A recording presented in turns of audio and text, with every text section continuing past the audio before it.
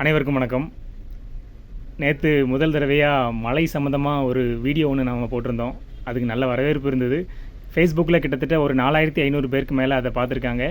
யூடியூப்பில் இப்போ வரைக்கும் அதை ஒரு 150க்கு மேலே வியூஸ் போயிருக்கு, இப்போயும் போயிட்டுருக்கு. இப்போ நான் சுயாதீன வானிலை ஆய்வாளர் கிடையாது.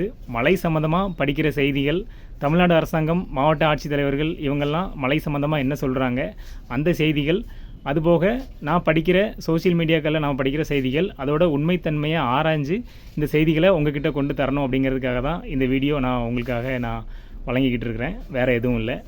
இப்போது நாம் மழை சம்மந்தமான செய்திக்கு வந்துடலாமா? இன்றைக்கி நவம்பர் மாதம் 24ஆம் தேதி திங்கட்கிழமை. இன்றைக்கி பெரும்பாலான பள்ளி கல்லூரிகளுக்கு திருநெல்வேலி, தூத்துக்குடி, தென்காசி 3 மாவட்டத்திலையும் விடுமுறை விட்டுருக்காங்க. காரணம் மழை.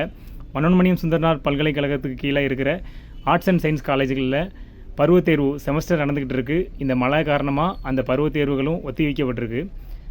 பாபநாச அணையை பொறுத்தளவில் பாபநாச அணையில் கிட்டத்தட்ட 130 அடிக்கு மேலே தண்ணி இருக்குது. அங்கே தண்ணியை திறந்ததுனால கொஞ்சம் கொஞ்சமாக தண்ணியை வெளியேற்றிட்டு இருக்காங்க. அதனால் தாமிரபரணி ஆறில் இரு கரை தொட்டு அழகாக தண்ணி போயிட்டுருக்கு. அதனால் மக்களுக்கு எந்த பாதிப்பும் இல்லை. 1992 இதே மாதிரி ஒரு வெள்ளம் வந்திருக்கு. 2023 அதிகமான வெள்ளம் வந்திருக்கு. இப்போ இரு கரை தொட்டு தண்ணி போகுது. குறுக்குத்துறை முருகன் கோயிலில் சாமி தரிசனம் செய்ய முடியாது, கோயில்களுக்குள்ள தண்ணி போயிருக்கு. மற்றபடி மக்களோட இயல்பு வாழ்க்கையில் திருநெல்வேலி, தூத்துக்குடி மாவட்டத்தை பொறுத்த அளவில் எந்த பாதிப்பும் இல்லை. இப்போது நிறைய வீடியோக்கள் 2023 அந்த வெள்ளம் சம்மந்தமாக நிறைய வீடியோ, திருச்செந்தூரில் வெள்ளம் இருக்குது அப்படிங்கிற மாதிரிலாம் போட்டுட்ருக்காங்க. அது எதுவுமே திருச்செந்தூரில் எந்த பிரச்சனையும் இல்லை.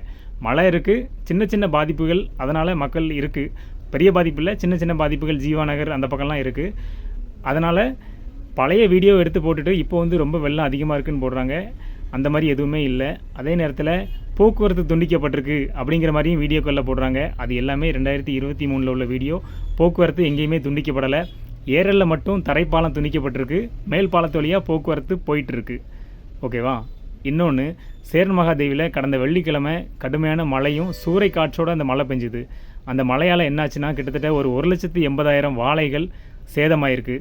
உண்மையிலே ஒரு விவசாய குடும்பத்தை சார்ந்த நான் அந்த அவங்களோட அந்த விவசாயிகளோட வழியை நான் ரொம்பவே உணர்கிறேன். மற்ற பயிர்களை விட அந்த வாழை ரொம்ப அது கிட்டத்தட்ட ஒரு குழந்தைய வளர்த்த மாதிரி சின்னதாக வளர்த்து கொண்டு வரணும்.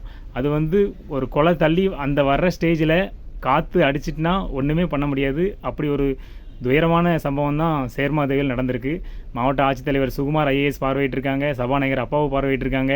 முன்னாள் சபாநாயகர் ஆவுடைப்பன் பார்வையிட்டிருக்காங்க. அந்த பகுதி MLA இசைக்கு சுப்பையா பார்வையிட்டிருக்காங்க. இவங்க திமுக மாநில நிர்வாகி கணேஷ்குமார் ஐத்தன் அந்த இடத்த பார்வையிட்டிருக்காங்க. எல்லாருமே பார்வையிட்டு மாவட்டத்தோட பொறுப்பு அமைச்சர் K. நேரு அவர்களுக்கும் முதலமைச்சருக்கும் இந்த செய்தியை நாங்கள் கொண்டு போகிறோம், உங்களுக்கு உரிய இழப்பீடு தாரோம் அப்படின்னு சொல்லியிருக்காங்க. அவங்களுக்கு உண்மையிலே ஒரு உரிய இழப்பீடு வழங்கணும். அதை நான் மிகவும் பணிவன்போடு கேட்டுக்கிறேன். அதுக்கு மழை சம்மந்தமாக இன்னொரு கூடுதலான செய்தி என்ன அப்படின்னா, இலங்கையை ஒட்டிய தென்மேற்கு வங்கக்கடல், மன்னார் வளைகுடா, குமரிக்கடல் இந்த பகுதிகளில் ஒரு குறைந்த காற்றழுத்த தாழ்வு நிலை உருவாகிருக்கு. இந்த காற்றழுத்த தாழ்வு நிலை புயலாக மாறுறதுக்கு வாய்ப்பு இருக்குது.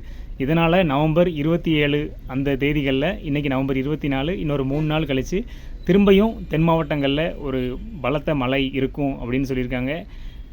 இப்போ எங்கள் ஏரியாவில் பொறுத்தளவில் தூத்துக்குடி மாவட்டத்தில் பெரும்பாலான குளங்களில் தண்ணி கொஞ்சம் கொஞ்சமாக சேர்ந்து அப்படியே அதோட நீரோட அளவு கூடிகிட்டே இருக்குது. நவம்பர் 27 அந்த புயல் மழை வரும்போது இன்னும் தண்ணிகள்லாம் கூடும். விவசாயம் ரொம்ப செழிப்பாக நடக்கும். நம்ம ஊரே வானம் பார்த்த பூமி தான். இந்த மாதிரி மழை வந்தால் மட்டும்தான் நமக்கு தண்ணி. அடுத்தால கவர்மெண்ட் என்ன சொல்லுது, அரசாங்கம் என்ன சொல்லுது, மாவட்ட ஆட்சியர்கள் என்ன சொல்கிறாங்க, மழை வெள்ள பாதிப்பு எப்படி இருக்குது அப்படிங்கிறத நான் அடுத்த வீடியோவில் உங்ககிட்ட சொல்கிறேன். நன்றி.